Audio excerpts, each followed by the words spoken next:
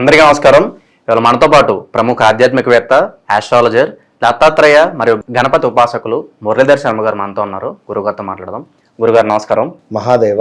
గురుగారు, తిరుపతి లడ్డు ఇప్పుడు దీని గురించి గత కొన్ని రోజులుగా అందరూ మాట్లాడుకుంటూ ఉన్నారు. లడ్డూలో యానిమల్ ఫ్యాట్ కలిసిందని చెప్పి ఒక కాంట్రవర్సీ అయితే నడుస్తూ ఉంది. ఈ విషయం తెలిసిన వెంటనే పవన్ కళ్యాణ్ గారు ప్రాయశ్చిత దీక్ష, ఈ దీక్ష అనేది ఆయన చేయడం జరిగింది. అసలు ఈ ప్రాయశ్చిత దీక్ష దేనికి చేస్తారు గురుగారు? అలాగే ఇది ఎవరు చేయాలి, ఎన్ని రోజులు చేయాలి? సో దీక్ష గురించి మన ప్రేక్షకులకు వివరంగా తెలియజేయండి గురుగారు. దీక్ష అనేటువంటిది వాస్తవానికి కూడా ఇక్కడ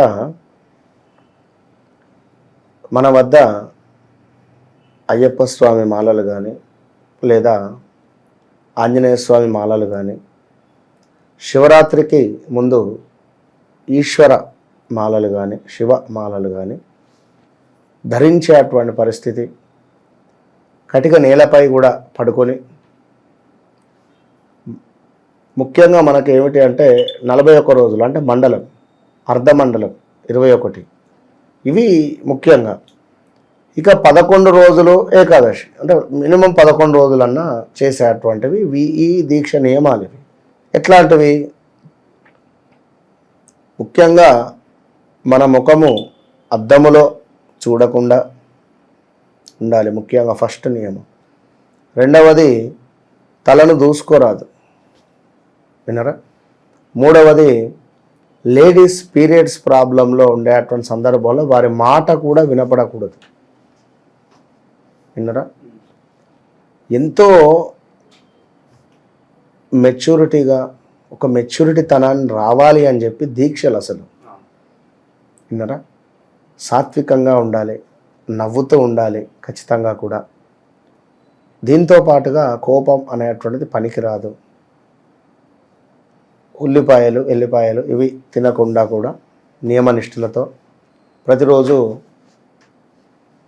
ఏ దీక్షనైతే తీసుకుంటున్నామో ఆ దీక్షకు సంబంధించినటువంటి స్వామిని ఉదయము సాయంకాలము పూజ చేసుకొని హారతి తీసుకున్న తర్వాత ఒకటే పూట భోజనం చేసి ఉండాలి. రాత్రుల్లో కూడా ఏది కూడా తినకూడదు వాస్తవానికి. కానీ టిఫిన్ కానీ పండ్లు కానీ తినాలి అంటారు. సరే, అది ఎవరెవరి శరీరాన్ని బట్టి ఉంటుంది.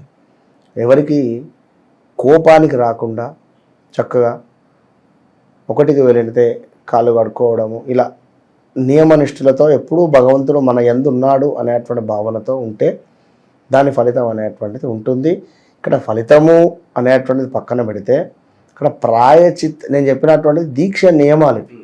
ఇక్కడ ఉదాహరణకు ఇది ప్రాయచిత్తం అంటే ఏమిటి? ఉదాహరణకి ఇప్పుడు తప్పు జరిగిపోయింది, ఇది జరిగినటువంటి తప్పు ఏదైతే ఉందో దీన్ని మనము ఒప్పుకొని మరొకసారి ఈ విధంగా జరగకుండా నేను చూసుకుంటా. ఇప్పుడు ఒక పూజ చేస్తున్నాం, పూజ చేసిన తర్వాత చివరిలో ఏ పూజనైనా కూడా చివరిలో మంత్రహీనం, క్రియాహీనం, భక్తిహీనం అని చెప్పుకుంటాం. మంత్రహీనం అంటే ఏమిటి? మంత్రం ఏమైనా తెలిసి తెలియక తప్పు చదివినా. క్రియాహీనం అంటే ఏమిటి? తెలిసి తెలియక ఏదైనా నేను చేసేటువంటి పూజ విధానంలో తప్పు జరిగిన. భక్తిహీనం అన్నాను ఇక్కడ అంటే ఏమిటి? ఇప్పుడు ఒక 2 గంటలు కూడా సత్యనారాయణ సార్ వ్రతం చేసేటప్పుడు 2 hours కూడా మైండ్ కానీ కాన్సన్ట్రేషన్ కానీ మొత్తం కూడా భగవంతుని మీద పెట్టి ఉండాలి అంటాం. ఇక్కడ మంత్రహీనం, క్రియాహీనం, భక్తిహీనం అన్నాం కనుక భక్తిలో కూడా ఇంతసేపు మనము భక్తితో ఉండొచ్చును ఉండకపోవచ్చును అనేటువంటి ఇవన్నీ కూడా ఉంటాయి కనుక. అయితే ఇక్కడ మంత్రహీనం అన్నాం. మంత్రహీనము అంటే వేదం చదువుకున్న వాళ్ళు ఎట్లాగో మంత్రహీనం అని చెప్పరు, కానీ ఇంకా ఏమైనా ఉంటే ఇట్లా అన్నట్టుగా ముందు జాగ్రత్త. క్రియాహీనం, భక్తిహీనం ఇవి మనం తెలుసో తెలియకో అంటున్నాం. ఈ తెలుసో తెలియకో ఇది మనం చివరిలో చెప్పుకొని ప్రాచిత నమస్కారం కానీ ఇవన్నీ పెట్టుకునేటువంటి పరిస్థితి ఉంటుంది. అయితే ఇక్కడ వాస్తవానికి ఎవరికి తెలియదు, హిందువులకు ఈ విధంగా జరుగుతుంది అని ఎవరికి తెలియదు. ఆల్ ఆఫ్ సడన్గా మనకు రిపోర్ట్తో సహా బయటికి వచ్చిన తర్వాత ఏం చేస్తాం? దీని గురించి తప్పు చేసి నేను తప్పు చేయలేదు అని చెప్పి కప్పు పెట్టుకోవద్దు అని చెప్పి చెప్పడం జరుగుతున్నది పవర్ స్టార్ గారు అక్కడ. డిప్యూటీ సీఎం గారు. విన్నారా? తప్పు ఏదైనా జరిగితే తప్పు ఒప్పుకోండి. సనాతన ధర్మం కనుక హిందువుల పట్ల, అదే వేరే వేరే మతాలలో ఈ విధంగా జరిగితే కొంత ఇబ్బందికరంగానే ఉంటుంది. విన్నారా? ఇప్పుడు మన ధర్మానికి సంబంధించి ఈ విధంగా బయటికి వచ్చింది అంటే తప్పకుండా అందరం స్పందించాలి. దీనికి సంబంధించి ఇప్పుడు తను ప్రాయశ్చిత్త దీక్ష చేయడం 100కు 100% అది మన అందరి కోసం చేస్తున్నాడు. అది ఏదో స్వామి తెలుసో తెలియకో అపరాధం జరిగింది, మమ్మల్ని క్షమించండి అనేటువంటి భావనతో చేస్తున్నాడే కానీ నేను అని కానీ అహంభావ భావంతో కానీ మరొకటితో తాను చెయ్యడు. తనకు అలాంటి ఉద్దేశం కూడా లేదు లేదు లేదు. గురుగారు ఇన్ని రోజులు చేయాలి ఈ దీక్ష ఏమన్నా ఉంటుందా? అదే చెప్తున్నా కదా నాన్న, నేను ముందే చెప్పా కదా, 11 రోజులు 21 రోజులు లేదా 41 రోజులు ఉంటుంది. తను 11 రోజులు 21 రోజులు చేస్తాడంతే. విన్నారా? నియమం అంటే ఇంతే ఉంటుంది. అట్లా కనుక ఇప్పుడు దీనివల్ల ఏదో అద్భుతాలు జరిగిపోతాయి అని కాదు. ఇక్కడ దోషం ఏదైతే ఉందో దోష నివారణ, ఒక దోషము అనేటువంటిది ప్రతి ఒక్కరు కర్మ అనుభవించాల్సిందే. చూస్తూనే ఉన్నాం మనము. ఎవరు దీనికి సంబంధించి కర్త కర్మ క్రియ. ఇప్పుడు ఇక్కడ ఒక హోమం జరుగుతూ ఉంది. ఈ హోమానికి సంబంధించి పుల్లలు కావాలి మనకు. ఏమిటి? సమిధలు. సమిధలు ఎక్కడ దొరుకుతాయి? కట్టెల మండలో కానీ లేదా మనకు ఈ యొక్క పూజా సామాగ్రి సెంటర్లో కానీ లభిస్తాయి. చండీ హోమం జరిపించాలి. చండీ హోమానికి మినిమం ఒక సుమారుగా 10-20 కిలోల కట్టెలు పడుతుంది. అన్ని సమిధలైతే మనం వేయలేం కదా. కనుక ఒక కట్టెల మండ నుండి ఎవరికో చెప్పుకొని కట్టెలు తెప్పించుకుంటాం. ఎవరైతే ఈ కట్టెలు తీసుకొని వస్తున్నారో లేదా ఎవరైతే ఈ యొక్క కట్టెలు మనకు కొట్టిస్తున్నారో వానికి కొంత పుణ్యఫలం పోతుంది. ఎవరైతే మోసుకొని వచ్చారో వారికి కొంత పుణ్యఫలం పోతుంది.